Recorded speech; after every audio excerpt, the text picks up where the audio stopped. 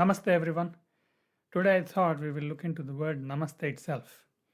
You may have seen many videos where people claim that the meaning of the word is I bow down to the divinity in you. Some people even go to the extent of saying that it means the divinity in me bows down to the divinity in you. It looks all nice and sentimental and all that. But the question is, does it really mean that? Actually, there is nothing in that word which directly translates into that kind of a meaning, but there is something worth looking into in that word.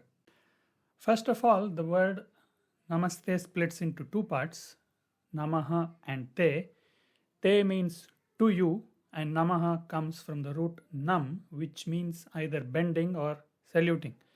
And that is why Namaste can be translated as I bow down to you, I bend to you, or I bow down to you, or I salute you. So primarily the word just means I salute you. There is no mention of divinity in it. But there is another way to look at this word Namaste. There is another dhatu or root word in Sanskrita called mas, which refers to measurement, the act of measurement or measurability.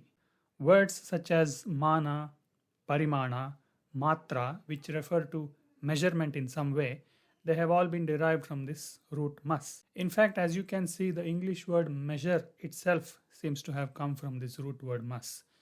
So mah or mas means measure, and na in Sanskrita refers to negation. So when you say namaha, it basically translates to no measure or there is no measure. Therefore, when you put all the three parts together, Namaste, it will translate as there is no measure to you. Or, if you put it in affirmative way, you are immeasurable.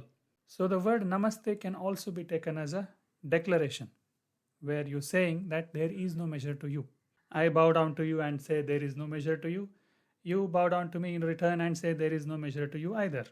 Now, if we take both the meanings together, the collective feeling behind the word can be taken as I bow down to the divinity in you. Because when I say Namaste to you, I am basically referring to that aspect of you which is beyond all kinds of measurements. As a body, there is a measure to you. You are a few kilograms of matter.